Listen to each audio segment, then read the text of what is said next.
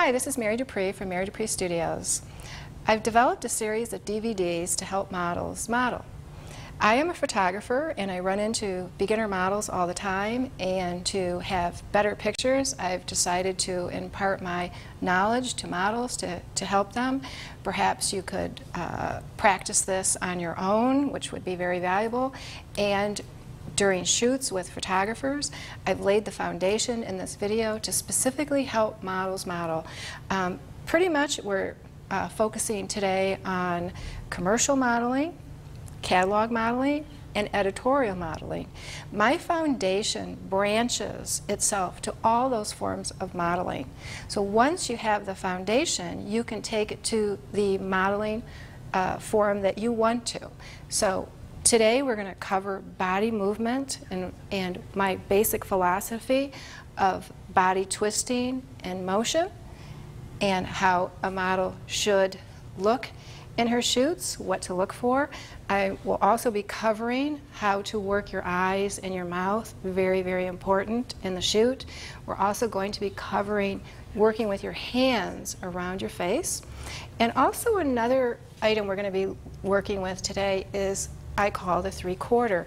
Very critical, and that is going to allow you with some knowledge to look off of the camera, to look off this way. Very important, because when you come to a shoot, you are given permission to look away from the camera. It's like I don't have to give you permission. You'll come to a shoot knowing with this video that you can look off the camera. It's okay, and not only is it okay, it really is required in photo shoots to have variety. So looking away, 3/4, very, very helpful. I think it's critical. I lay that foundation on all shoots. The other thing we're going to cover today is how to work with props with your hands. Very important, because in the world of modeling, commercial modeling, I feel, has the broadest appeal. You can be 10 years old, you can be 60. There are no height requirements, there's no size requirements. Photography now is more real. Clients want real people in their photographs selling their products. You don't have to be a tall, beautiful model anymore, but you still have to understand the foundation of modeling. Perhaps you're selling products to an older market and you're an older model. These foundations will still work for you selling products. The biggest part of the industry in the world is commercial modeling. Most people fit into that category. If you're 5'4", and you're 30 years old, you're going to be selling something. You're not going to be selling yourself. You're going to be selling something for a client. So this will lay the foundation for you to be able to go to a photo shoot, be hired by an agency, have a client pay them. In return, you're going to get paid. That agency is going to be comfortable sending you out at the rate that they send out, and they're going to feel comfortable. You're going to be able to do the job. So this foundation is for you to be able to go and get paying work in land-based agency situations. So I hope you enjoy it. I hope you learn a lot, and I know you will. Thank you.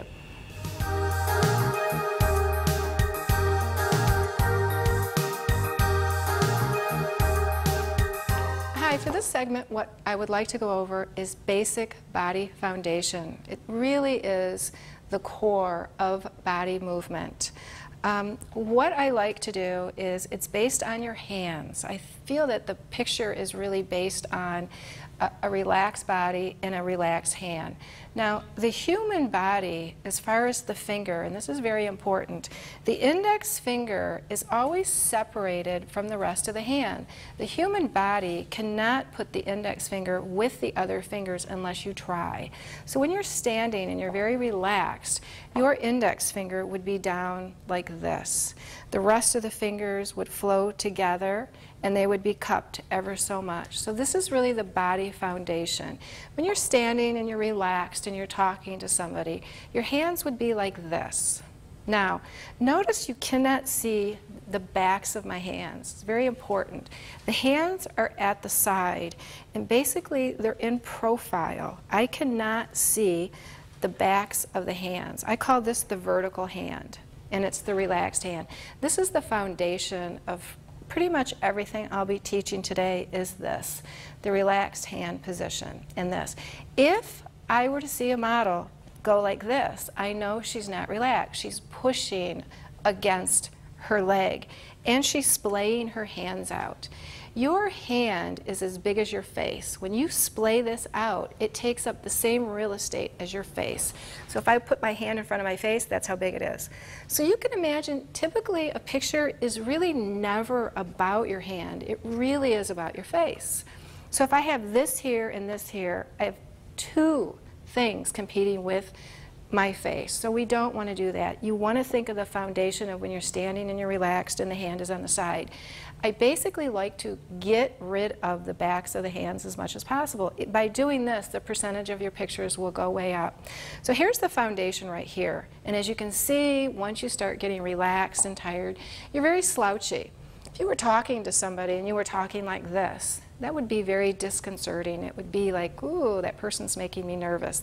They feel uncomfortable when they're standing like this. It's the same with modeling. You're very straight, you're big, it's uncomfortable. As I start talking and I get bored, I typically would shift my weight to one foot or the other. Typically don't talk to somebody like this with both feet firmly planted. Typically, I'm going to get bored and I'm going to shift. Just this little subtlety of this is a beautiful model pose. As a matter of fact, I can even pick up my weight, typically on one leg. There is no weight on one leg. The human being shifts back and forth as they become bored. So what you're seeing here is the hands are down and they're relaxed, and I'm just shifting. These are all very basic but beautiful, as you can call them, poses. They're really not poses, you're just hanging out. I like to say that from here down, the body is very heavy and relaxed, and it's like, there's just no tension there. Once a model can learn to just basically shift, you don't have to over model. I see too many models trying to model. As you can see here, I'm not trying to do anything. You know, here, I can just stand right here. Models are flailing all about. They're doing this, they're doing this, they're trying too hard. I see them thinking in their mind what they're going to do next. If you stand and you're just heavy, it's like you're almost bored. It's like, look at how heavy this is and how relaxed it is. This is what photographers are looking for. The naturalness is like this to this. And I'm just hanging out. My eyes are just very heavy. They're very relaxed. And if you can control the body and you can do this, the thought process of what you're doing with the body goes away. And what I don't want you to have to do is think about what you're doing from the neck down. That frees you up to think about what you're doing with your face. Because if there's nothing in the face, there's no picture. There's nothing in the eyes. If you're not saying anything, if you're not working your jaw, which we will get into, how to do that, there is no picture. So we have different classifications of modeling. All of this, for instance, in these poses, would be just wonderful catalog shots. It's just standing, being very relaxed. You can see the front of the clothing, versus if I turned around like this, only if the client were to ask for a detail shot of the back would you be turning around, and they would specifically ask you to do that. So catalog posing is very simple, usually very relaxed, and the hands are always very soft and away from the face, and we're going to get into hand movements now and what would be a basic pose. When I actually have beginner models, they really tend to stand straight to the camera because they don't know any better, and they just look at the camera. This is the foundation of the day. This is where I have to start with the model. What I want to do is I want to give her a foundation so that I don't have to ask her to do things. I don't have to say, can you turn sideways? Can you look at the camera? Can you do chin down? That is like a senior portrait session. You as a model, I shouldn't have to ask you to do that. You should know what your good side is, your good angles. You should understand, according to where the photographer is, how you look best. things change. If I have a photographer shooting low on the ground, for instance, if he's standing or perhaps on a ladder, it changes the perspective of that picture. It's your job as a professional model to understand those changes, those levels, for instance. So we want to talk about that, and we want to talk about modeling to the photographer. So this is how I get a beginner model. She starts like this, and this is what she does. And she's like, well, what do you want me to do? So we've talked about the angles, and we've talked about standing sideways, but this is what happens. As soon as I have her and explain to her, you need to stand sideways, through nervousness, they eventually start coming around. It's really common. It's a hard habit to break. So you have to realize that you're doing it, that you're coming around. You typically want to stay on the side a bit, and it's always more flattering to your body to be on the side. Always exceptions to the rule. You have to remember these are not hard and fast rules, because perhaps you're doing a very strong photo shoot and you have a background that's strong, your clothing is strong. You as the model have to interpret your surroundings, your background, how you're styled, what kind of clothing do you have on. Do you have sweet clothing and demure clothing? Do you have really powerful clothing? You have black leather and you have boots. Well, of course, like a big, powerful, straight stance or something like this. You're breaking the rules of basic foundation because it requires it. You understand that this is very powerful. For instance, I typically wouldn't shoot you back like this. But with the right situation, that's what you have to understand. Things change. Just like when the photographer changes, you have to change according to the set. So let's talk about body movement and how the foundation of it works. So you show up, you're doing this, and I ask you to do the side. I'm asking you to do the side. After that, what I show you to do is how your body twists and turns and how things bend. Here's the basic foundation of your body. You have your pelvis area here, you have your chest area, and you have your head. Those three are your major planes on your body that twist independently of one another. For instance, this area I can twist and it can face this way. There's a great pose just like that. I just went like this and I twisted. I've got this knee bent, and here's a great pose right here. That's all I needed to do was twist this. Now I can add another feature to it to have a little bit more style. I can take my chest and I can pivot that a whole nother way. Now here I am right here, and I'm going to pivot my chest. I'm here. Now look what that does. It's actually twisting separate and in a new direction. Now here's a great pose.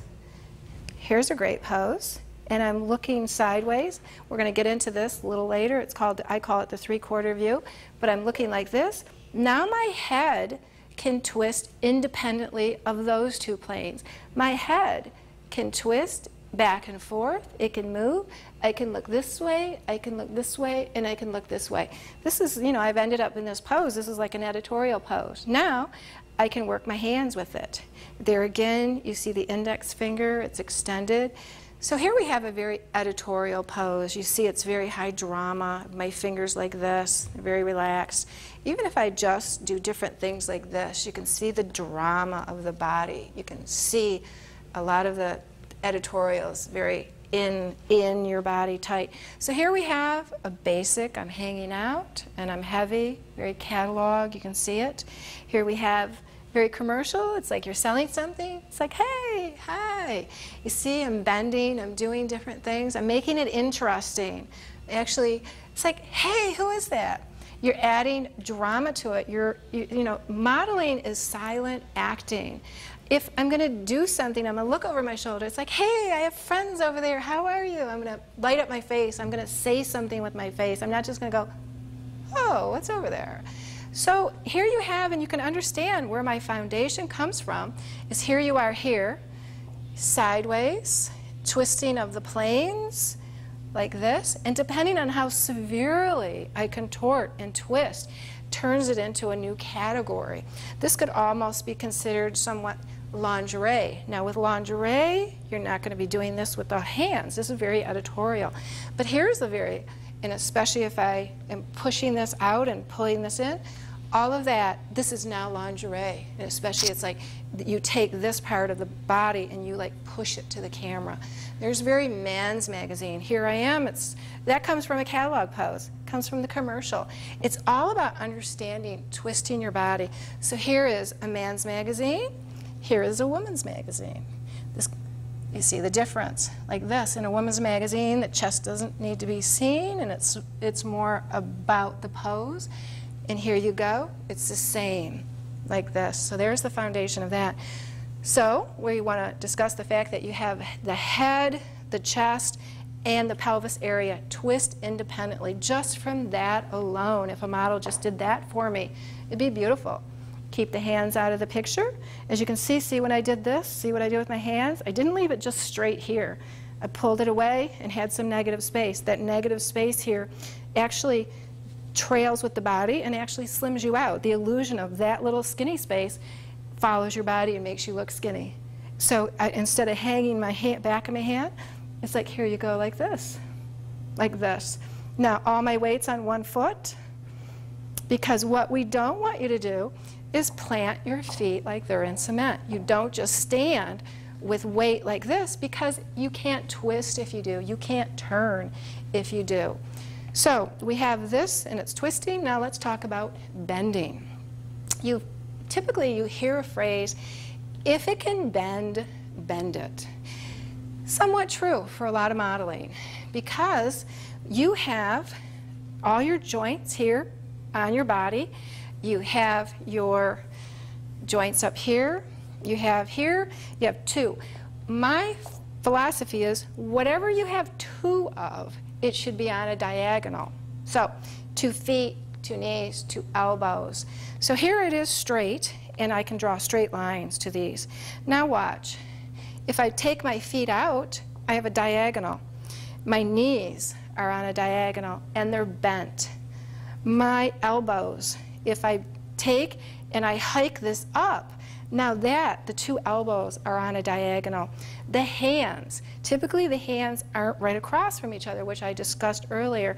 You want the hands on a diagonal. So when you shift your hands back and forth this way, you automatically get your elbow on a diagonal and your hands on a diagonal.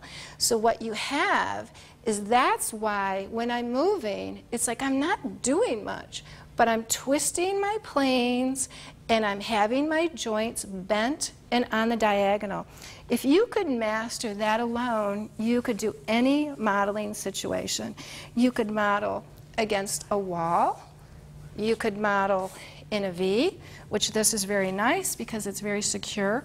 You can model flat, and again, it's the same foundation of the bending. So this is your foundation. Without this foundation, there is no free-form modeling. You have to understand the relationship. The hardest modeling to do, I call just open modeling. You don't have a back wall. You don't have a side wall. It's all about you. Everything you do, right or wrong, is visible. Right away, if I get a girl in front of me in the camera, I know right away if she can model. Because the good models don't look like they're even modeling. It's so effortless. It's just so, like, they just stand there. I can take their pictures. And what really gives me a clue of a good model is they have very soft eyes. Their eyes are almost dreamy in a way. They look up and they look down. They just look like, oh, I have my picture taken anytime. There's no stress in their face. There's no stress in the jaw. It's just very soft. And very important, and we'll get to that point, is the face. And we'll talk about the face in some detail. The face is hopefully the one thing you really need to pay attention to, because if you understand and you practice the body, because you can see how effortless it really is to do it. I don't even give it any thought when I do it. I don't do that. I just do it because I know I can bend and twist, keep my hands pretty very, very soft and away from the face. As you can see, I'm not pushing them flat. I can still put something under here. It's very soft. So I really don't have to think about what I'm doing here. I understand the basic foundation, and I do it, and so now I can really concentrate on giving beautiful, proper faces to the photographer. So I would say if anything you need to practice, it would be this. This is your foundation. Without this, there is no modeling.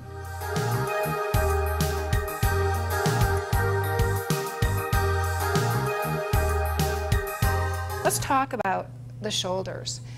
I think it's very, very important. I love a lot of shoulder work in my portraits. I think it really adds a lot to it. And there again, we talk about the diagonals, the shoulders. The shoulders, I find a lot of beginner models really do nothing with their shoulders. As you can see, when I bend the shoulder, I literally can make it go down perhaps 4 or 5 inches.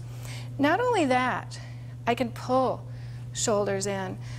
I really find beginner models have no idea how to work with their shoulders. It's like this is a very just really shove your face in the camera and work this. It's like, look at how much I can change a picture simply by even turning around. It's like, look at this. This is a whole nother. The shoulder can cover some of the face. That's totally fine. You can do these poses where the head can go also back. You remember that famous poster back, I think in the 70s, of Farrah Fawcett?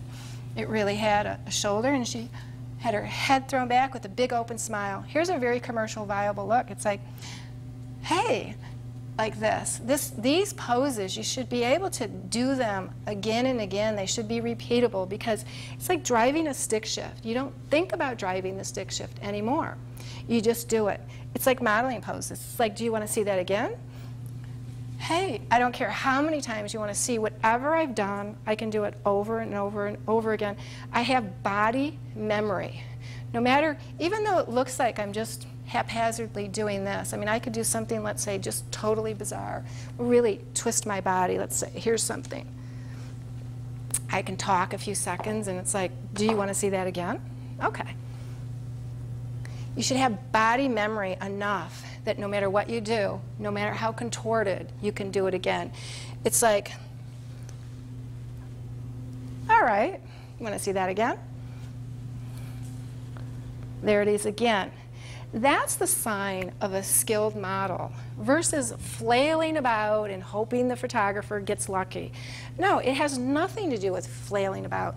That model, when she's moving, she knows exactly where she's been, where she's going, but with no thought press going on, because she understands the foundation of what she should do, how she should have her face, what angle. She knows, for instance, that this is the angle that she likes her face. She's not going to model over here if she likes that side. And she understands, for instance, if she doesn't like her nose or she doesn't have big lips or something, she understands how much she's going to tip her head down. Because if she tips it down too much and the photographer's up high, she loses the top lip. She understands if she has a bad profile. I mean, she's really going to be modeling like this, and she's going to be aware of what she's going to do. That's your job as a model. It really is a skill.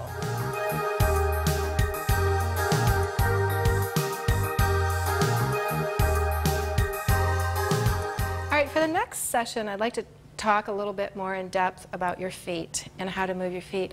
A lot of beginner models just stand and they plant their feet and they shift back and forth.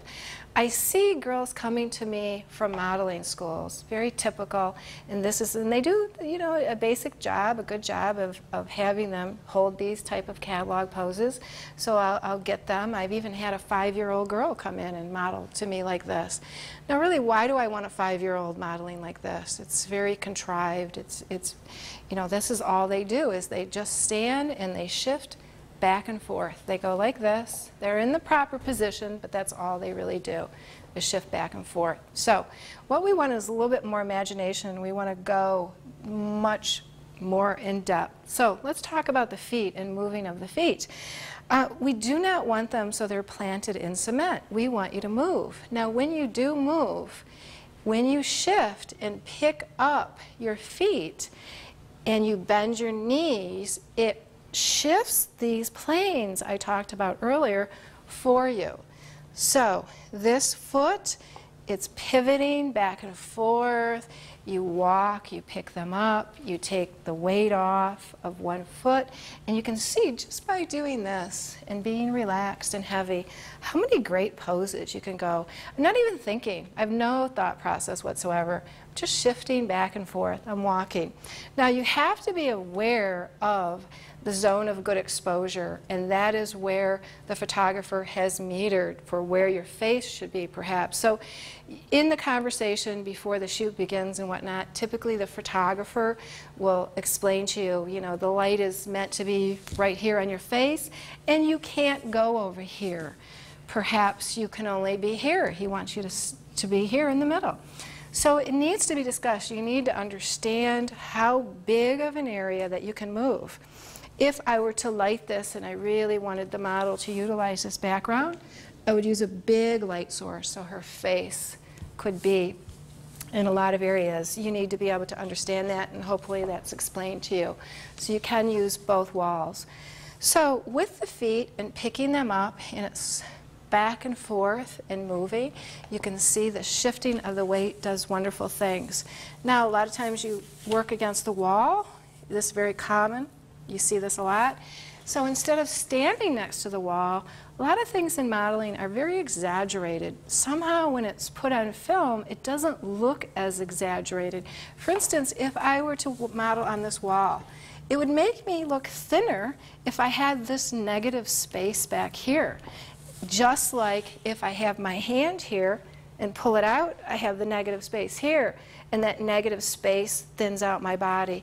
It's the same here. This wall, you could just use your shoulders to hang on like this. And this really, you can do different things with this. You can use the wall sideways. You can really pick up your feet far away. Just see what it does to the angles, where if I just stood next to it, it's really just a likeness. Here's a likeness picture, perhaps a senior type picture, but here's a modeling picture. Do you see the difference?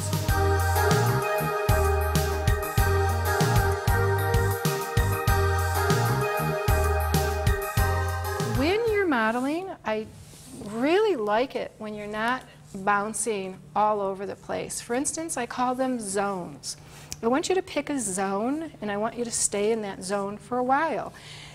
When the photographer focuses on you, he has to focus on your eyes and recompose the picture, focus on your eyes. So it's back and forth all day. So if you're jumping around from here to here to here, I have a hard time focusing on you. So what you want to do basically is pick a zone and work that zone. That's why you hear so many times, work it. So I'm going to see, because now it's going to be easy for me to focus on your eye, because you're really not doing as much. You're not bouncing around, so you don't have to think as much. Where what I see a lot of beginner models doing is they're thinking about what they're going to do next. They feel, oh, I have to give her this, and I have to give her this, and they want to give me variety. So here they're here, and now they're over here, and now they're over here, and now they're here. It's like, no, you really don't have to do that. That's overworking it. I shouldn't see the effort. It should be effortless. So once you're over here, hang out here. Here you go. It's as simple as this. And you see how easy it would be to focus on your eye and then shift the camera and recompose. I'm not moving too much. Typically, I like it when, for me, I like it when the body moves a lot, but the head, as you can tell, really don't move the head a lot. Because this, I feel, as far as beginner models, here's the hardest thing I have to break a beginner model of doing. She models with her head, and she doesn't model with her body much. And here I'll show you the case in point. This is what I get. This is a picture, there's a picture, there's a picture, there's a picture, there's a picture, and this is just there. So if this is a bad pose, now it's like I just have a bunch of head movements. This is very, very typical. The thing is most head positions really don't look good. There's just a few head positions. For instance, this is my #1 hard habit to break models of doing, is this. They love that. And it feels good when you do it. It feels very coy, it feels very sexy. Here's the problem. The bridge of this nose is cutting into this eye. This eye is shoved into the corner, and you look cross-eyed.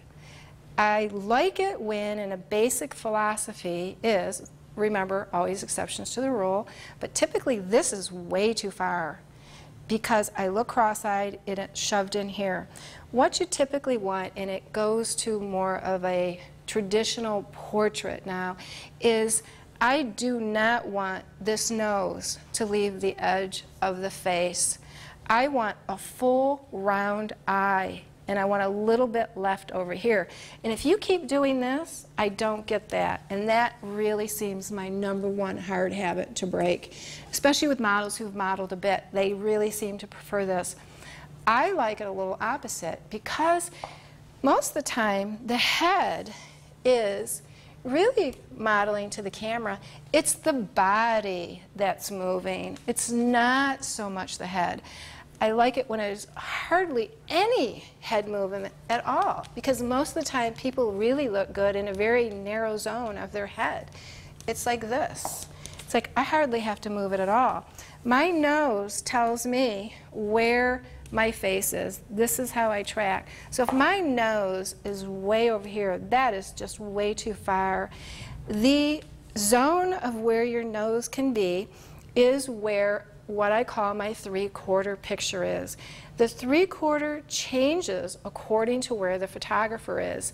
As the photographer moves around, because some photographers are shooting all over the place, they're not just standing in front of you. He could be here, here, here, all over. So you as a model, the foundation of the commercial world especially, and looking away, you have to understand where to look. Not only how far to look off the camera, how high and how low. And so we'll get into that right now, and I'll show you that. It's very specific. It's really very valuable to know. The reason is this. As a beginner, they don't understand that they have the permission to look away from the camera. It is nothing worse than seeing a portfolio and every picture is just the model looking at the camera. It's very unprofessional. If you look at a magazine spread and it's a 10-page spread, it's a 12-page spread, and you flip through 1, 2, maybe 3 pictures of that model is looking at the camera.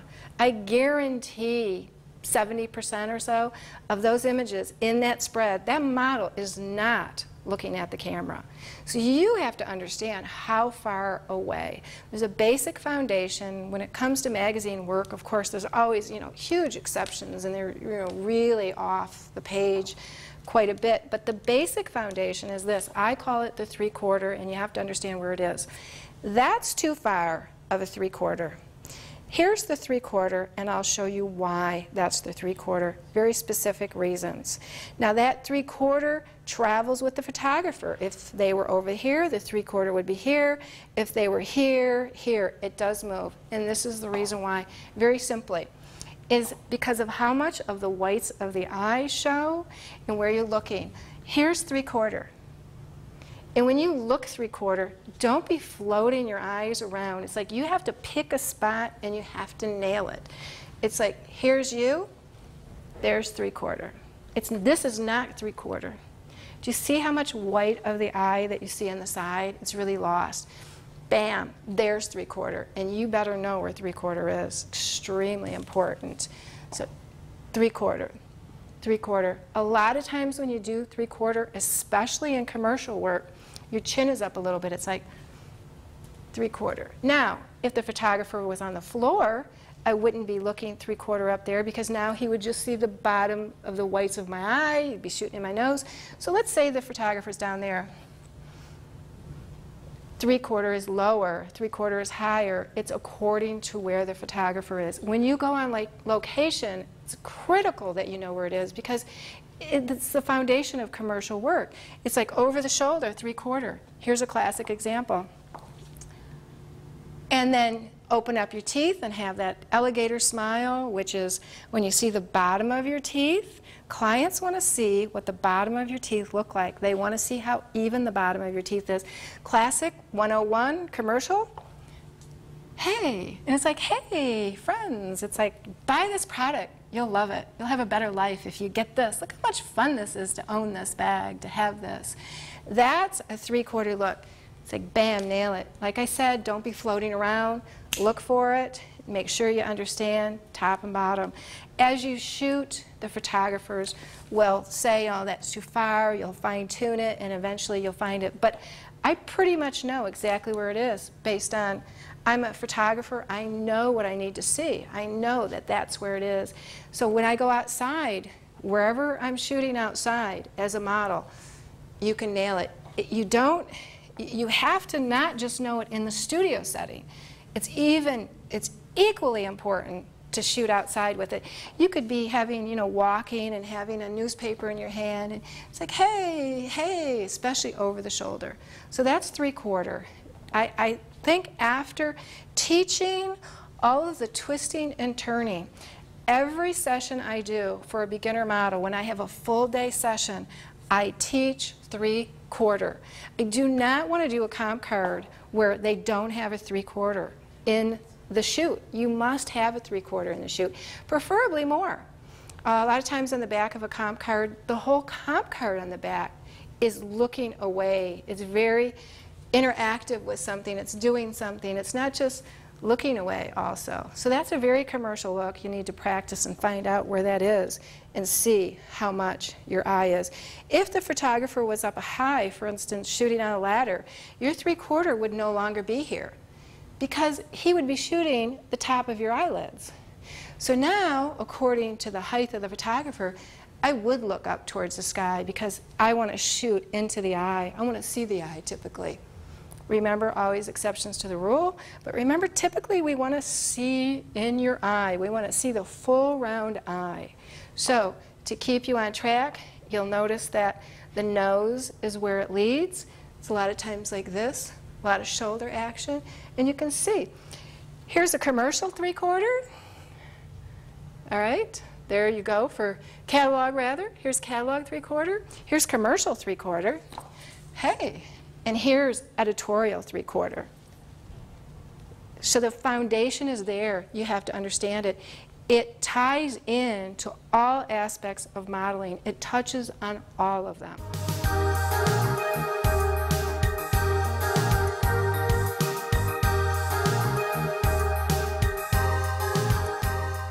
What I'd like to discuss now is how the photograph is, you're a three-dimensional object, but when I photograph a model, you're going to become two-dimensional. You're going to be on a piece of paper. So, for instance, you might have a wall that you're modeling, and you feel, based on my foundation I've given you, that right here, the hand is not by the face. Now, let's pretend a bit that this wall is a little bit straighter. It's like this. And if I was photographing you right here and you had your hand here on the wall, when the picture is developed, this hand is going to be even. It's going to be the first thing in the photograph. So this hand is going to come out of your face. Say the wall is right here. So it's here. The back hand, let's say it's here. Now you have the back hand coming out of your head. So you have to be careful, for instance, where the hand is coming out of the body. For instance, you might have your hand back here and you're just sitting here with your hand. Do you see the little fingers coming out of your hand in your body? You have to be careful where your hands are when the picture is two-dimensional. Here you have fingers coming out. This would be right even with the face. In the picture, you would have this right in your face like this. So again, the basic foundation is when you separate your hands on a diagonal, get them away from the face, you'd pull your hands down here.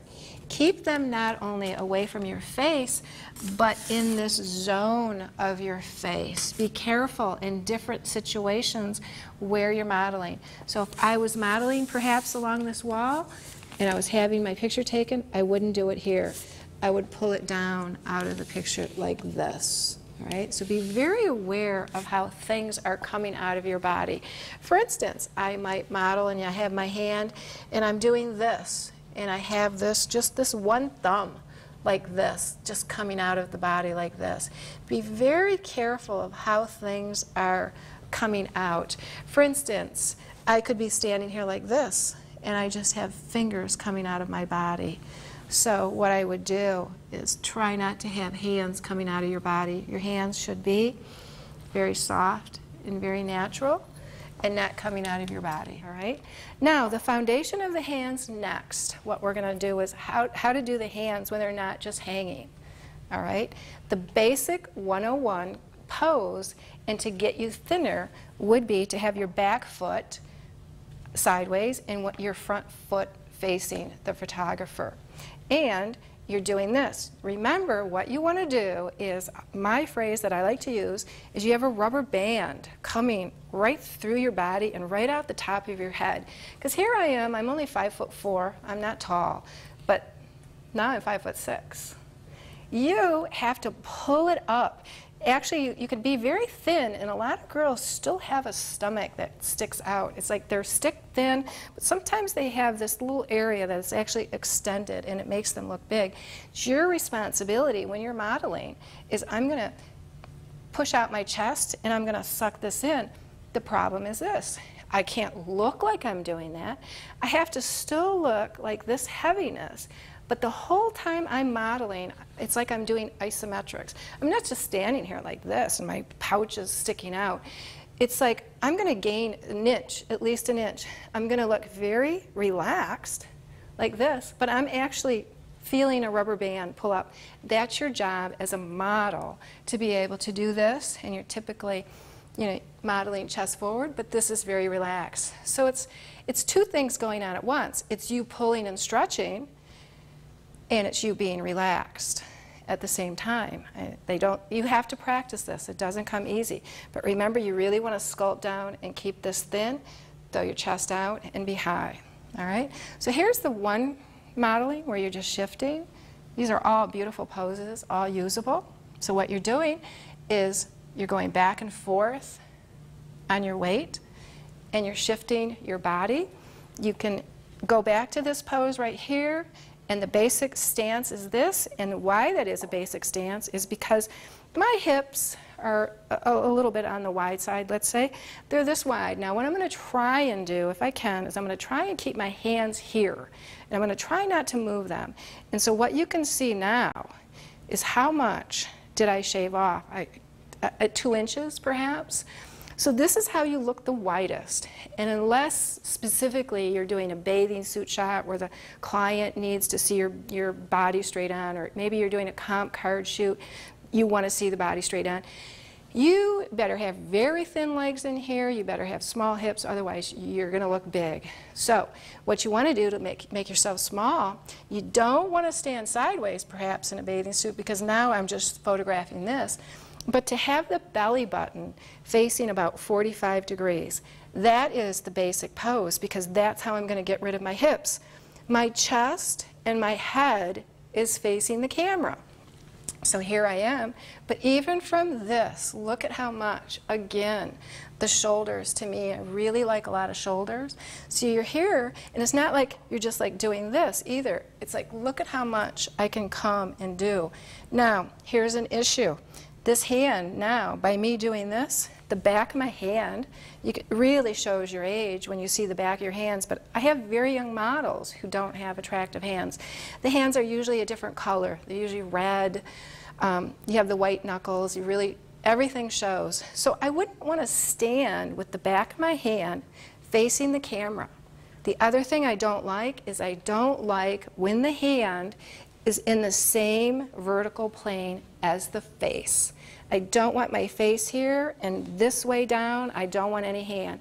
So if I stand like this, it's a big old hand in the picture, and especially if I do this.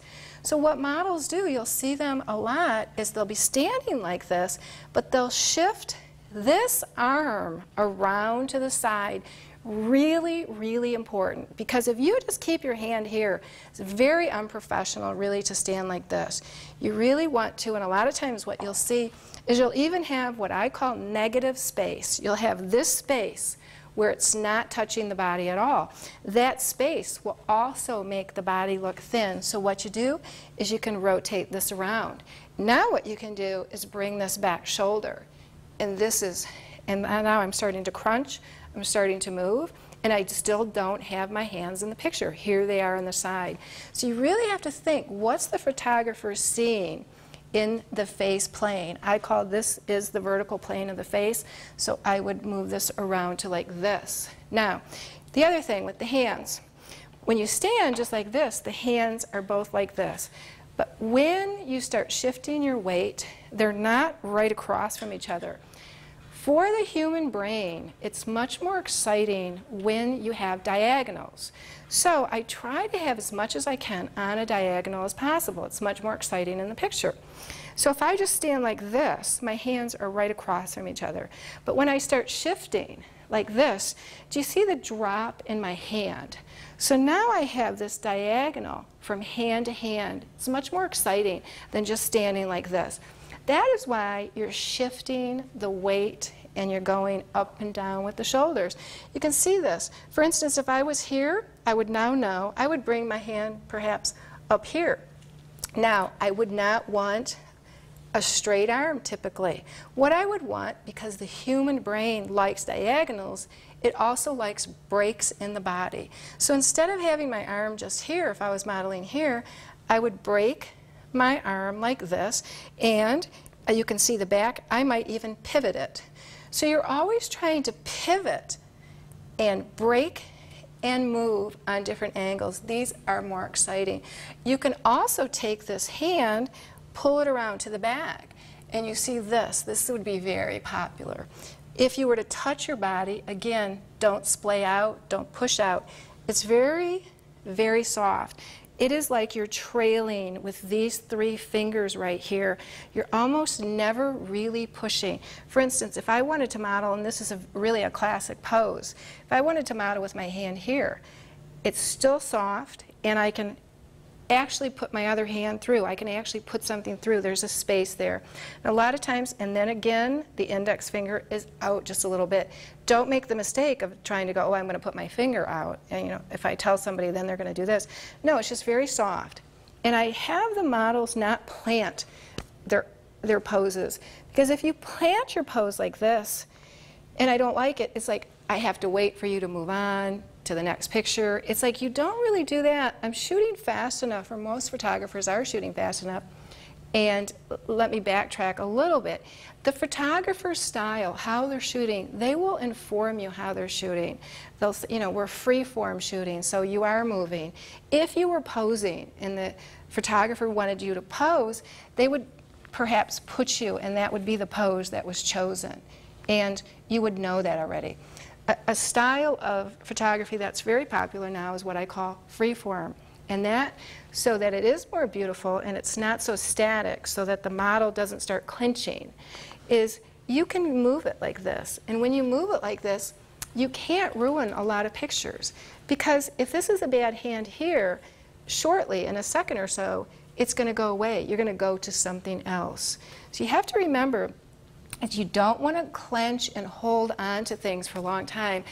You have to be aware of the fact that if I'm modeling like this, for instance, these hands might be horrible, and they're going to ruin that whole series of pictures. Great, you're modeling wonderful like this, but what about these horrible hands that are doing that? So you have to be very aware of that and the hands.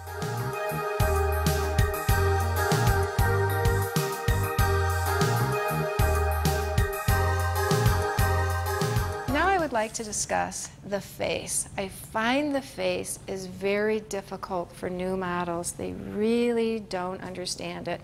I typically, in a photography session, will work on the body first.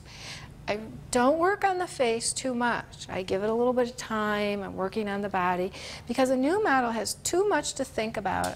I can't give her too many things. She's got the body and she's twisting and I see her all thinking.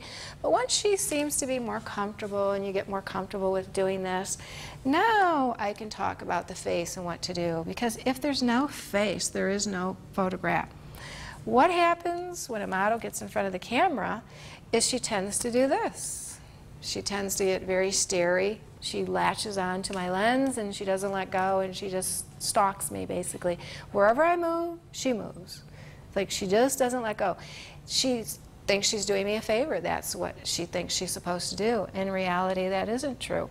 What we really want is a normal eye. An eye when you're just talking with somebody and you become bored. It's your everyday eye. Try and make it very soft. It's not heavy and sleepy, because sometimes I'll say, well, you know, make it heavy. Just make it natural. It's like a lot of modeling looks like you're just like, wow, you know, just hanging out. It's just very soft. A good way perhaps to soften up your eye, I try different techniques, is one is just look at the floor and pop up. Couple pictures and move on. The photographer will wait. They know you're refreshing your eyes. It's very common in the industry. Models have different ways. You can kind of just look away sideways and come up very soft. Looking down and very soft. Really don't be taking more than, even for me, 3 pictures is a lot, 4 is a lot. Here's your basic eye, just very soft, really casual. So now you might be doing fierce pictures. Fierce is different. You're not just going to be sleepy. If you're doing fierce pictures, it's because you're dressed fierce, the background's fierce, you know, it's something much more. You've got attitude. A lot of times in fierce pictures, what they'll do is just a little bit is they'll squeeze up the eye and really make it small. Okay, I don't want to see you squeezing, but I do want it a little bit tighter. That's fierce. It's like, it's almost like, it's like. Now, with fierce pictures, a lot, the mouth is not closed. For my taste, I like the mouth to be open typically about 95% of the time. Unless you have really full lips, you're working your mouth. I find of all of the things I want models to do, I feel that this is the hardest for them to do. They can get the eyes, they can do the model, the body, but somehow they can't do the eyes and the mouth and the body. Very difficult for some, and it's really hard. You really can practice this. Because I'll say open up your mouth, and they will just be slack jawed. They'll just go, okay. That's it. And it's like, no, so it's hard to say just to open it. It's not just opening it. It's actually working the whole jaw and the mouth. Don't want it to look like you could possibly start drooling. And that's what's going to happen. And you just like, because I mean, you are opening your mouth. No, it doesn't work that way. You work the jaw, you work the mouth. You're almost like sort of talking, saying things. You're huffing out, and I'll show you a few examples. It's like, it's like you purse your lips in the next picture. So I like it when picture after picture after picture, the mouth should be different. It's like 1, 2, it's hard, I won't be able to talk, I'll just show you. It's like 1, 2, and I'm working my jaw different ways. I'm bigger and smaller. You can do things like huff out air. You can say the word 2, 2. People have all kinds of tricks. They say words like zoo. Okay, if you want to really be sexy, it's like 2. But, you know, it's always working your jaw. You can see I'm working my eyes. This is more fierce.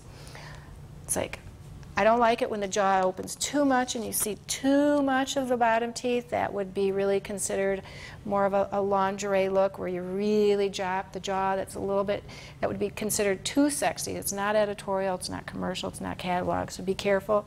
But you are working your jaw. But this, you can see, it's like, that would be too much. But when you have lingerie models, they really know how to work their faces really well. You have to learn how to work your face, what's appropriate for the shoot that you're doing. How much is appropriate? If it's a commercial and fun shoot, you're going to work your mouth like this. Hey, wow, great, wonderful. You're not talking. Take a bit, because talking is actually going to do something. It's more like, hey, it's just like something. It's like exhaling air, taking air in. It's like you don't want to talk to get your jaw working. Oh, hi, It's like that. A lot of variety in the mouth. You're going to pick up real estate in your mouth, top to bottom, if you don't have a big mouth. So, for instance, I have a very small mouth, I have a small upper lip, and you're going to get that sometimes with models. So I'm very aware of how I can add real estate to my mouth. For instance, if the photographer was high and he was shooting me down like this, if I tipped my head down like this, I no longer have an upper lip.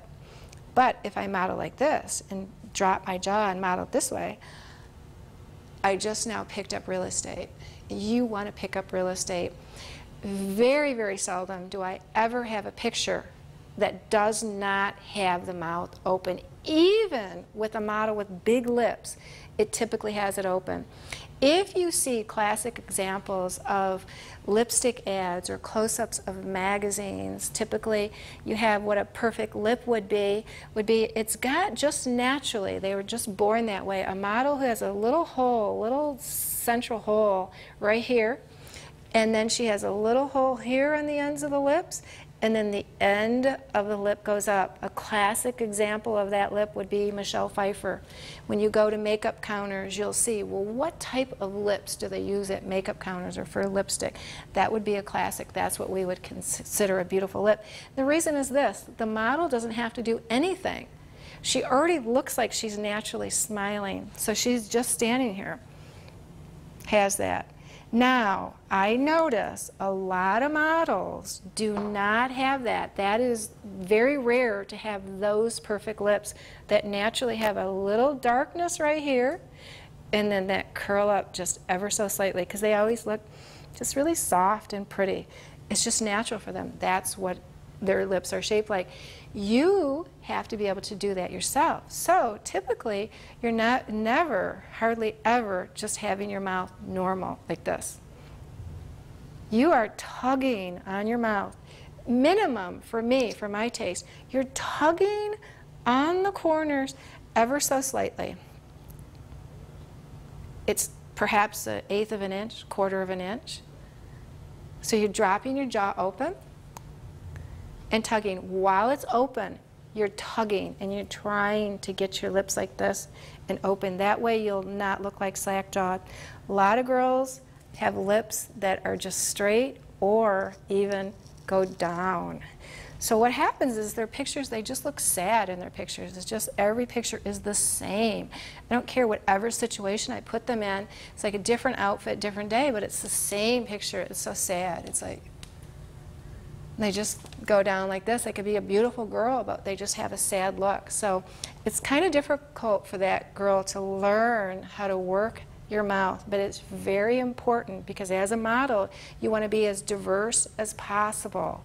You want to cross over to many categories of modeling. You want to see clients see you in different ways. You don't want to just be, sexy pouty like this because your lips.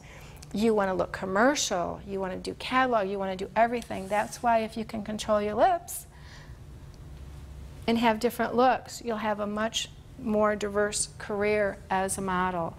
So you really have to practice this. Practice it in the mirror. It really does help because you can only shoot so much, and that practice is very limited. But you can practice in the mirror how much. It's like I can look down and I can smile when I'm down. I can already have the eyes smiley and the lips smiling. It's like, so you can go like this, and when you pop up to the mirror and you look, you can see what you look like.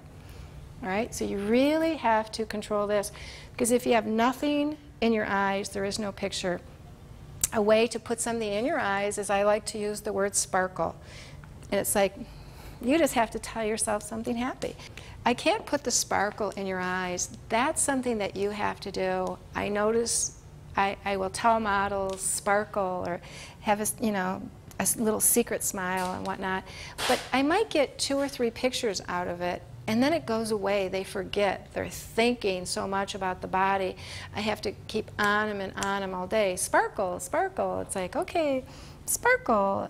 It's not so much I want big smiles or anything, but I have to have this really great, like, wow, like, I'm enjoying myself. And it's not, sometimes you can take dewy pictures, and dewy is nice, and dewy is just really soft, but there's still something about the picture that says dewy.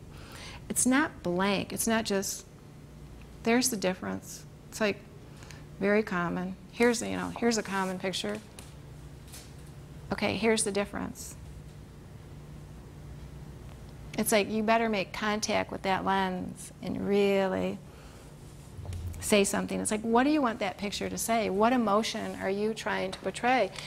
I don't want to just document you for the day. It's like, I want it to look like almost like wow, you're really enjoying it. It's like, wow, you have your picture taken all the time. This is so easy. It's like, this is so fun. I'm so relaxed in front of the camera. Oh, you could take my picture all day. That's what a client wants. That's what they want to see. It's like you're not going to show up at a job and just be like, oh, what am I going to do? And your face tells that. So you really want to concentrate on saying something with your eyes, saying something with the face. The mouth and the eyes should match one another, because if you're sparkly in your eyes, you're going to be sparkly in your mouth. So definitely high on the list to practice.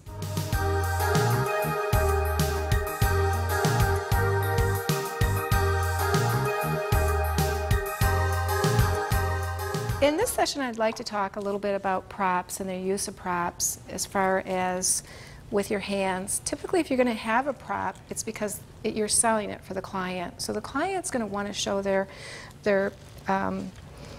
product in the best light. They don't want your hands to interfere or distract really from the product. So typically a lot of people would really just grab on and do this, and you can see what's happening when I do that is my knuckles are popping, the color is like this. So really when you have products, it's much like if you had a jacket or a collar or a belt. It's really much more fake. What it is you're really just touching it. Do you see the difference here? It's not all popped. It's like I wouldn't want to put a lot of hands together either. The hand philosophy is really the same hand philosophy to the body. Keep them separate, keep them away, keep them hardly visible if you can. We really don't want them dominating in the picture. We don't want them distracting from a client's product. So you would have a commercial look would be perhaps, let me move this out of the way, would be perhaps more like this. Very soft and up away like this versus really clenching like this. Models really tend to clench. That's where you show your nervousness is in your hands. Some people have it perhaps in their lips. Some people keep their fists closed like this. So with the product, you really want to be soft and keep them away. So you would hold something like this. You wouldn't do this, of course. Let's say you wanted to show the bag. Let's say you have it like this. This you really wouldn't want because too much of a hand. So perhaps like this. Have the hand in what I call vertical like this. I don't see the back, but I show the bag, and it could be like, hey, something like this. You understand the difference. Now, with the hands here, typically I don't want to photograph straight into your fingertips like this. You see this? This is straight in. What you want to do is you want to have the hand very softly. It's like you're treating this like glass, like it would break if you really hung on to it. And it's really the same with your backgrounds and your clothing. It's like I'm hardly touching it. It's like, wow, if I touched it any harder, it would break. There is how you hold the product. It's like, well, see, that was wrong. See, I had my thumb separate like this. This is how that would read. I would not want my thumb separate like this. It would be like this. Very important, because in the world of commercial modeling, in a big percentage of times, a client's going to hire you for their product. So you really need to know how to work with the product. So here you go. Very soft, very casual. So here's this bag. Another bag. Let's say you were hired to sell this little bag. Well, it's like, how would you hold this bag in a shoot? It's like, would I really do it like this? Would I very softly like this and maybe swing it? It's got a swing. You bring that to the shoot. It's like, how can you sell this bag for this client? Would you sell it like this? No, I can't really see the bag. So you have to understand, it's like, hey, there it is, buy this bag. And look how soft my hand is all the way. It's hardly gripping it at all. Really, it's almost falling off. So keep it really very soft, like this. Okay? If I had it up and they wanted to see it up here, again, let's say they wanted to do a close-up. Here it is, a big focus over here on the side. It's like maybe you're doing this. Maybe they want you to hold this. Be very aware of where your thumb is. I typically don't like the thumb to leave the rest of the hand because it just reads as a thumb. So try and keep your thumb when you do product photography with the rest of the hand.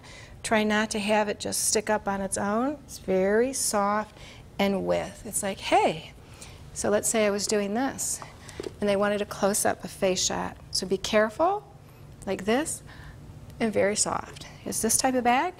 Very common, shoulder bags. And this is what you see a lot. Girls go like this. That is totally wrong. Way too much fist close. So you would bring it down here. You would hardly do it. It's very soft. You'd be like, versus just not enough real estate up here at all for two hands.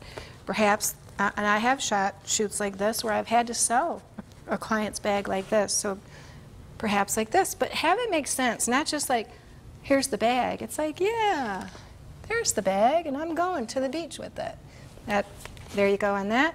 Now, another one for men would be very typical to do this type of shoot, and perhaps you might have the Wall Street Journal in one hand, and you would have something like this, and you would, you know, he's off to work. Here I am, going to work. Very soft, natural, don't fist up. So the same premise applies to most products.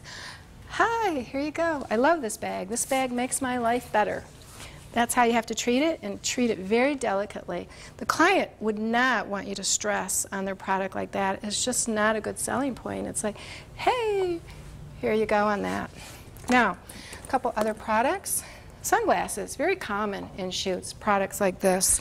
So what we have is you can just wear the sunglasses, but a lot of times what you see in a shoot is just sunglasses in your hands. Very common. And a lot of times what they're doing is they're just holding them like this because there's the tension. You see the tension right here. It's like you wouldn't really do that. You don't stand around in real life and talk to somebody with the sunglasses like this as much. It's much more sloppy. You're holding it like this. This is very contrived when you do something like this. So what I like models to do is do the reality of it. How your hands would be when you really do something is, if you're going to work with sunglasses, put the sunglasses on, and when you take them off, your hands will do what they really do. Versus if you put them on and then just put your hands up here. Because of the thought process, the hands won't be right. So what I like the models to do is the real sequence. So if you're working with sunglasses, for instance, then I would have them actually do it. So and I would have them do the sequence again and again and again until I felt I had it right. Another way to work with them is very heavy. Like I said, it's like you treat the products like they're glass. Like, oh, if I touched them any harder, they would break. Right? Because there again, as the human gets tension, it shows up typically in the hands. It's like this. So it's not believable. All right, let's work on some hats. Hats are fun. They're always great in shoots. A lot you can do with a hat. I'm going to wear this hat. You can actually use the hat in the shoot, and you can hold it. And because of it, you want to really work that hat. Again, don't clench up. The foundation works with all your accessories, your props, your accessories, everything. Soft hands, gripped, no fisting. And if you're going to work with the hat and you want to do different things, you can put the hat on like this. And now, the thing is, if you want to touch it, don't touch it typically up here, because that now will read as a two-dimensional picture. It will read hands first in the picture, then your face behind your hands. So if you want to work with something, I would work with the back hand. I would work with this. Now you can see in the picture the hand is really not that dominant, versus like, what if I worked with this one? It's the hand and then the face. So you try and work, I like it when the models work behind. For instance, it's the same philosophy with models and situations where you see a model modeling with her armpits, for instance. This is very common. I'll have girls come in, and I don't know where they've seen it. It's really a bathing suit picture. It's a lingerie picture when they do this. very common, or they do this right here. So what's first in the picture? If I make it two-dimensional, what am I going to have? I'm going to have these elbows in the picture, then I'm going to have two armpits, especially like this. So remember, as a model, what's going to be in the picture first when it's two-dimensional. Try and get things like elbows and armpits and hands and things behind the face, so that if I was modeling with and I wanted my arm up and I wanted to do my hair, the difference is between this, which is really a beach pose, sexy lingerie when you stick out your chest, not commercial at all. This would be commercial. Is take your fingers, bury it up into your hands, and work the back like this. So now the armpit is facing sideways, there's not a big hand, and you really can work, which is a whole nother pose, which I would prefer, is the shoulder, which I think is very sexy, and the hand and the hair behind. So this versus that, really quite different. So we want to do that. So the foundation is all the same. It weaves through all the different genres of modeling. So the very, very soft hands, the very pretty hands, treat your items of clothing and your props like they'll break if you touch them hard.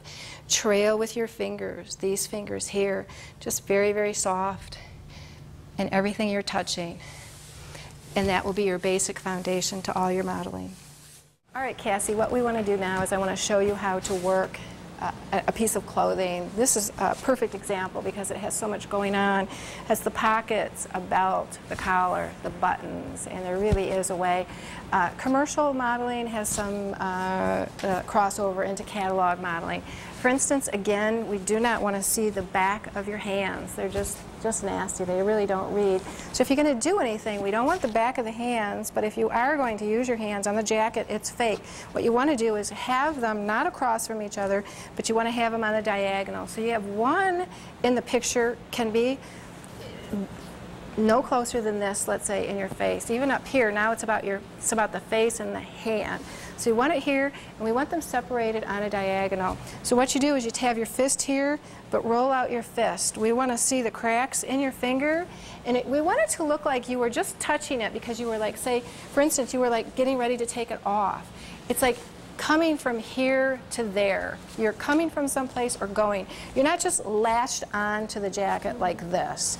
As far as the belt, we want it to not look like you're just holding the belt. We want it to look like we just happened to catch a picture of you, and you could do this. You can actually tie the belt versus having the belt here and just hanging on the ends. Because what happens when you do that is your hands are wrong. So you can, I'm shooting fast enough, is that you can pick up the jacket. If you were going to use the pocket, you would not shove your hand all the way in the pocket. You typically wouldn't hang off of it like this. What you would want to do if you're going to work the pocket is actually make it look like perhaps you're going to get into the pocket. You're just about ready to do something with the pocket. All right, the belt, you can actually look like you're tying the belt versus here, like this. So that's what you want to do. You could pick up the belt, you could pick up the jacket, you could stand here like this. You can work the collar, but be careful when you work the collar. For instance, you would work the back hand of the collar. Do not work the front hand of the collar, the one closest to my camera. What you do is you can work the back like this, and the front can be very loose like this. So this is how you're perhaps working it like this. If you're working, and maybe we're doing something very dramatic, more portfolio, more editorial, that would be like this, really strong. That's not a commercial look. Commercial is like, you know, see the difference? This is editorial. It's like dramatic. There's acting involved in the editorial that's more, you know, high drama. Where this, it's just commercial, it's fun. It's like this, and you're modeling with the jacket. Got it? Okay, try it. So good practice. There's a lot going on with that jacket. Nice. And remember too, it doesn't have to be about you also looking into the camera. It's like you can also model off of the camera. There you go. Nice. Don't be afraid to model off of the camera. I can't stress that enough. Don't look up too high. I'm getting a little bit more because I'm a little, you know, I'm down here. So don't look up so high. You can look a little bit lower there. That's still too high wherever you're. There you go. Perfect. Right in there. Memorize that. That's now your job to memorize your zone for your eyes when I'm at this height. If I'm lower, if I'm higher, that's going to be a new zone for your eyes. That's your job, that's your zone, okay? You should understand that, not just with me, but with everyone you shoot with. Got it? Okay. Beautiful. That is perfect. Absolutely. Nice job. Beautiful.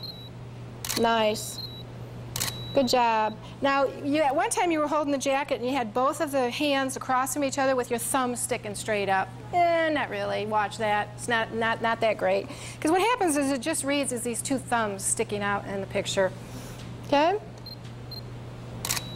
Let's have you work the collar a bit and see what you would do. Back hand on the collar. So if you were facing this way, it would be your back hand back here, let's say. Yeah, and then got to be careful about that. Now, do it very lightly. I can actually see the tension right now. You're actually holding it. It's fake. It's just touching it very lightly, like with your index and your second finger only. So you're not I don't want to see any change in color of your fingers. Right now, I see so much thought process that you're just doing it, and it's very awkward. Your fingers are just not right, so it has to become natural in the scheme of things. There you go. And let's work that collar again. I want you to practice that again. There you go. And again, more than one shot with that I want you to work that a bit. Yes, and even put the whole thing up and work it. Yes, that's much better, much better. Yes, there you go. And just keep working by your face with your hands. I want you to practice that. Beautiful. There you go. Watch the fisting. If you're going to do that fisting, just make sure it's very soft. There you go. Beautiful. That's perfect. Nice. There you go. Just really nice and soft. Perfect. Nice. There you go. Beautiful. Great. Good job. There you go. Oh, I got a blink on the end. I was taking a lot of close-ups. I should have gotten further away. To show more background, yeah, because the background doesn't make much sense. Yeah. See how you just, you know, blasé touching it? There's just no interaction. It doesn't read as you're doing anything but holding it. That's all. There's nothing goes with it. Yeah. It's a nice hand, but nothing just really goes with it. It's nice. Yeah, that's very nice. Just be very aware of anything by your face. See where you were, see how tight your hand is right there? You see how you can see the tension? Just be careful of that. And see your thumb sticking straight up? Yeah, no, that typically wouldn't be.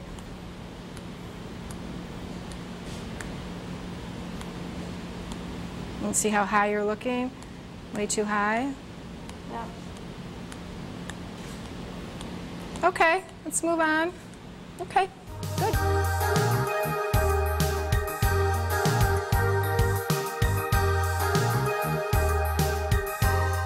I'd like to touch base on a few things, a few pointers about working your hands around the face. I know I've said in the past, keep your hands away, and it's true. For the majority of shoots, you do want to. When I have a beginner model, I don't let her model by her face. The percentage of my pictures will just go down drastically. She doesn't have enough experience. So a very experienced model, obviously at some point, I'm going to need pictures in my book. I want pictures to show I can photograph a girl with beautiful hands. So sometimes I'll get girls who have naturally very beautiful hands. They're graceful. Perhaps they've studied dance. But if you don't have that advantage, you're going to have to practice. Practicing in a mirror does help, but you do need to know a few of the tricks. Again, I'm going to show on this necklace. I want to show, for instance, if you were wearing a necklace, how you would touch it, what you would do if you were wearing, for instance, earrings or a necklace. Again, the foundation is treat it like glass. Treat it like you'll break it. So what you're doing is you're really just, it's like just touching it. It's like, oh, not much. It's like, of course, you wouldn't grab it in any way. It's your fingers are just very, very soft, very gentle. That's on a piece of jewelry. The same with your earrings. It's not like you're grabbing the earrings and showing pressure. It's like, oh, you're really playing with the earring. If I had a girl wearing earrings and I wanted to photograph them in a free-form manner, I wouldn't just have her touch the earring. That's fake. She has to actually do it. She has to play with the necklace. She has to move it. I don't want to just photograph you like this. The reality is not there. So it's like you might take your hand and touch it here and here. I want the reality of the situation. Touch your earring, go away from it, come back to it. Now let's talk about how to work your hands by the face. Really the hardest thing to do. So we have a few things, a few tricks actually. Remember I spoke earlier about the fact that you're a three-dimensional person, you know, the situation. But when I take the picture, it's going to be two-dimensional. It's going to flatten down. So you do see pictures like this with a woman with her hand up very lightly to her face. What you'll notice is I can put this here. It's very soft. It's cupped. And notice a few other pointers. I have a full chin from this point over. I do not want your hand dissecting into this chin. I want this chin visible from here over. So what people tend to do is put this right here on this. No, what it is you have to fake it, and you fake it by moving your hand back and up. So where it is, it feels funny, it's not normal. You think, oh, but it translates to film, to two-dimension. And so what it is, it's up and backwards, more than you think it needs to be. So it would be like this, and just very soft. And if you want to make it real, so it's not just like this, where you're just putting it there, it's like you can kind of move it ever so slightly. And by moving it, and I'm just touching barely like this, so if I go like this, just ever so slightly, you can see it keeps it real, and it keeps it from looking like I took my hand and went like this. So it's the same as if I had a girl and I wanted to photograph her with her hair.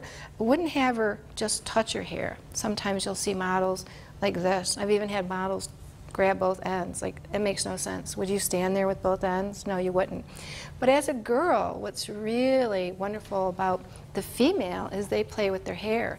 Sometimes they just stand and they do it. So don't grab onto the ends of the hair.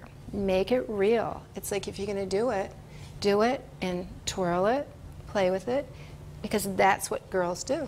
They don't just grab onto it. There's nothing sexy about grabbing onto your hair. All right? So it's the reality of it. And you see how soft my hands are. Keep it soft.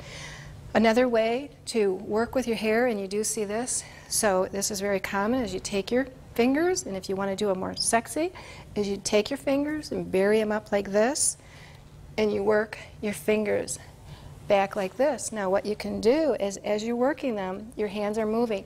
Don't just take your hands and stick them there like this and go like this.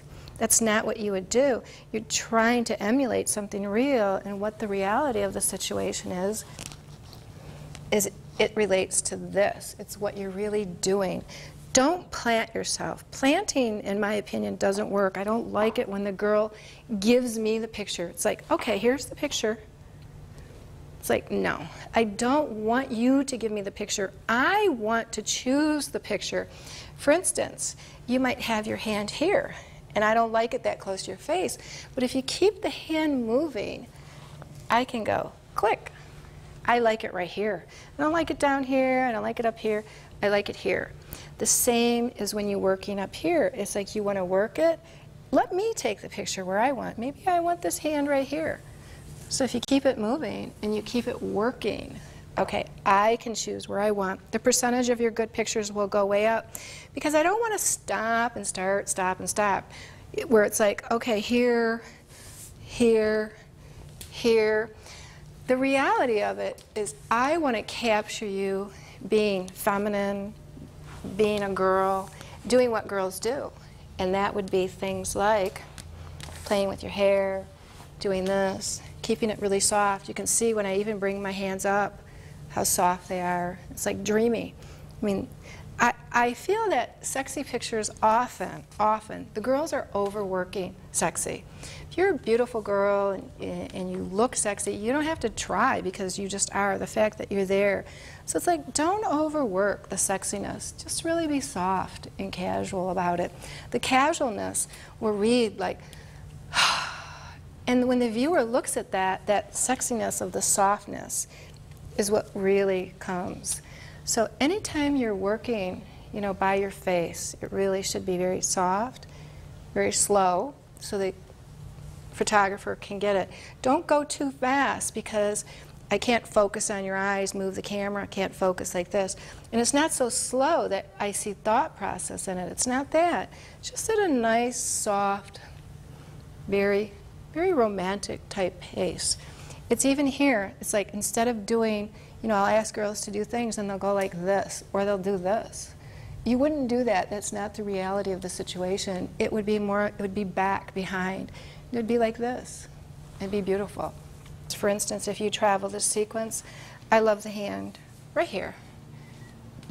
And you'll be able to do that. So practice with your hands. I think it's the epitome of really what separates a beginner model from an advanced model is a model who has a beautiful hand someplace, for instance, by their face. For instance, here's the difference between a senior and here's a model look. It's just keep it away from the face. Here's the difference. Here's senior, model. There you go.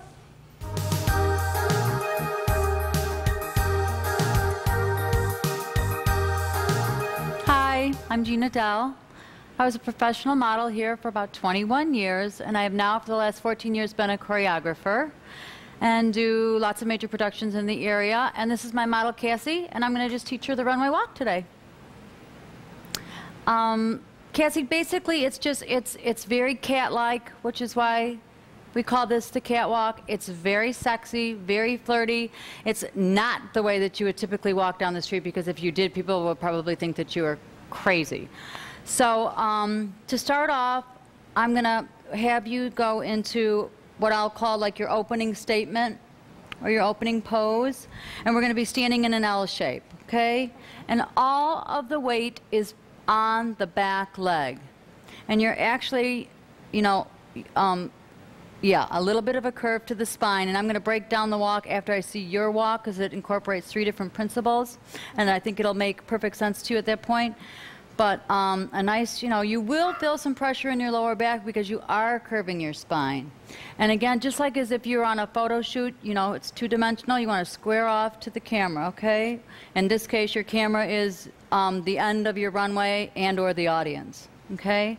So it's just one foot in front of the other, and the emphasis is on the hip. It's very, you know, flirty. And we'll get into those turns as we go on. And then the same thing back. And the upper body, you want to keep pretty static. You don't really want a whole lot of movement in it. You know, I don't want you to look stiff, let the arms flow freely. But if it's too much arms and too much movement, it tends to take away from the clothing, and the designers don't like that. So let me see your walk, and then I'll critique that, if you don't mind. Okay.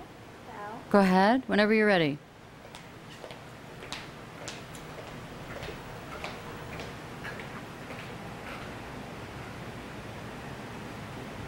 Yeah, Cassie, you're coming forward a little too much, honey, so it's like shoulders back, good. Again, you should actually feel some pressure in the lower back, okay?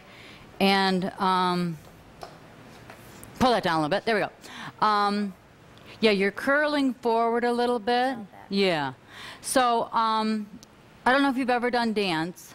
If you have, you probably know what a pelvic tilt is. And basically a pelvic tilt is where you tuck the butt under. And then you let your spine kind of follow that and let the shoulders. So if you look at my body positioning from the side, it's really not at all natural. You know, shoulders are way back. So we want, you know, breasts up, butt in, and you're kind of leading with your hip bones, which is where our second principle, if you've taken any Pilates, You may have heard an expression where you have a rope either tied to the top of your head, and we also have 2 more attached to your hip bones. That rope attached to the top of your head is keeping you nice and tall, because you want every inch of your, are you 5'6", 5'7"? You want every inch of that and more. So that's what's going to elongate you. And then we have, again, 2 ropes attached to each hip bone. And think of those pulling you down the runway. So you're leading with the hips. It's all about the hips. It's very, like I said, very cat-like, very sultry and slow. You know, you really have to sell it. The third principle is if you've ever done any gymnastics, then you know what it's like to walk on a balance beam. So basically, it's just 1 foot in front of the other. And you don't want to exaggerate it. Often some of the girls that will watch the videotapes of the shows from New York or California, they tend to exaggerate it, and they almost end up, you're crossing over, and that gets distracting. Often the designers don't like that because, again, it takes away from the clothes. And you end up looking, you know, like a prancing pony, and we don't want that. So all that being said, it basically breaks down to, again, we're starting off in our L shape. All the weight is on the back of that leg. We're squaring off. We're leading with our hip bones. Shoulders are back. Breasts up, butt in, and walk. And then when you get to the end, you can do like a final statement or a final pose, whatever you want to do. And this is what I call, and again, whatever choreographer you work with will probably have, you know, their own term for it, their own terminology. We're actually in a T, meaning here's the top of the T, and here's the base of the T. So, and you're kind of just squaring off and kind of popping a hip, and then walking out of it. And that's just another way, you know, of ending. You don't have to. You can just go back into that L if you want, whatever you're more comfortable with. And you'll probably want to hold for, I would say, like a count of 3. Okay? And then back.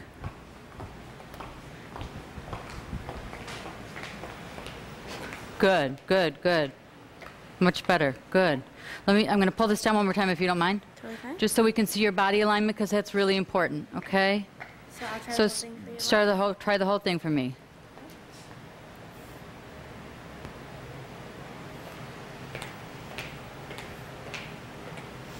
Good. You can exaggerate the hip even a little bit more, Cassie, because it's looking a little stiff. And I know that this is brand new for you, and you know you might be thinking about it maybe a little bit too much. Try and think about all that I just said, but now make it look relaxed, like you've been doing this for 14 years. Again, more, you can tilt slightly more, but stay tall, because I can see you sinking slightly, and you don't want that, okay? Your body alignment and your posture is really important. Good, honey. Try it one more time. And I would widen this out, your opening pose or statement. Yeah. See how my feet are, they're lined up perfectly like an L. Good. Good, good. And where's all your weight? On that back leg. Good. And your shoulders squared off, just like you're on a photo shoot. Okay, good. Like this? Great. Perfect. Yep. Relax the arms a little bit.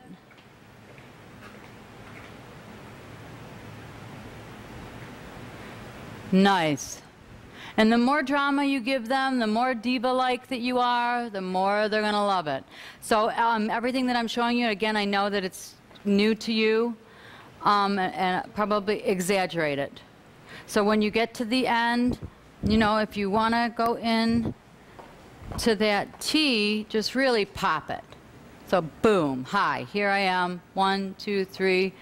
And, you know, like a little lingering stare as you walk away isn't a terrible thing either. So. Should I just walk off next time? Sure. But do that hold for me at the end, okay? Yep, and do it, try that T. I call it a T, or where you're popping the hip, and whichever, you know, feels most comfortable for you.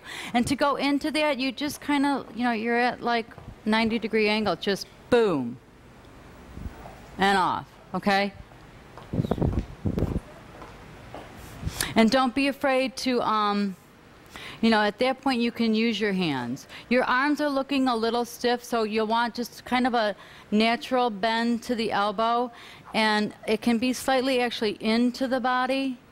Watch me do it. So they're slightly curved in.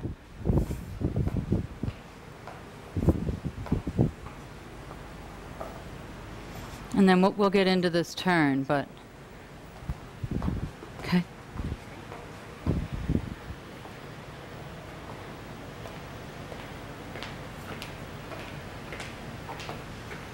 Good, Cassie, much better. That's nice. Perfect, beautiful, beautiful. Let's try doing that turn, because I think you've got the walk. I call it a pivot turn or 2 half turns. Again, depending, there's actually a French term for it that I'm not familiar with, but I've heard it said. And it's basically just, you just walk and then you're pivoting off that forward foot, pivoting off the ball of that forward foot. And then you're just pivoting around it, weight is back, pivot around it again, weight is back, and walk. And to step out of that turn, I always step out with my forward foot.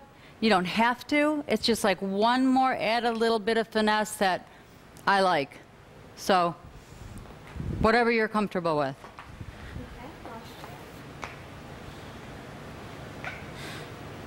And don't rush that turn either. You don't want to hold it for a 3 count.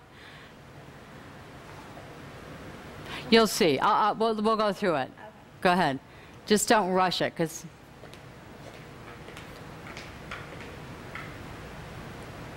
nice.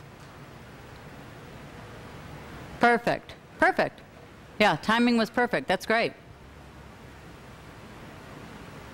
Very nice. I think she's got it.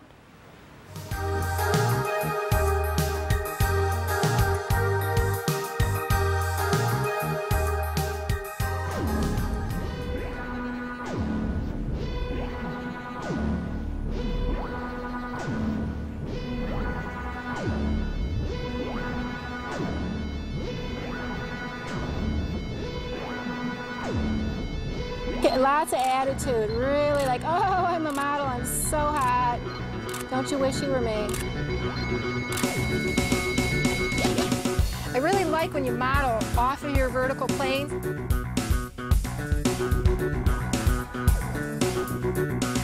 Oh, I like that, where your head is tipped in and you're looking that way. Nice.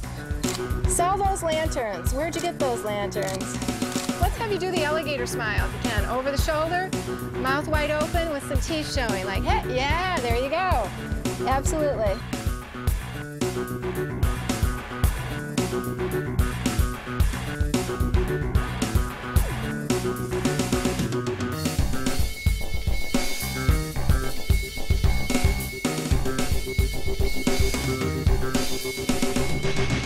To make it more commercial, you're not modeling you, you're modeling the car and you. You're selling this vintage car to somebody and you're selling America.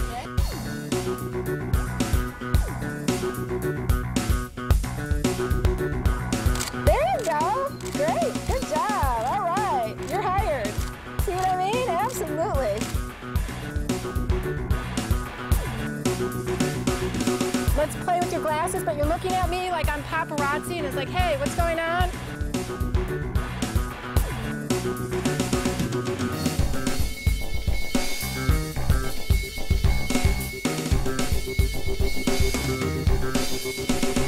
I love when women throw their chests like that and do that with their hand, because it's like you're heaving, you're laughing. That goes with it. Not just opening of your mouth. It's like, see, because you would open and you would do that. Really cute.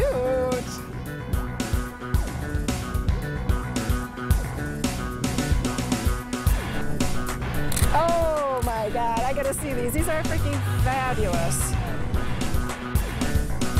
It's a once-in-a-lifetime opportunity, and she really, really rose to the occasion.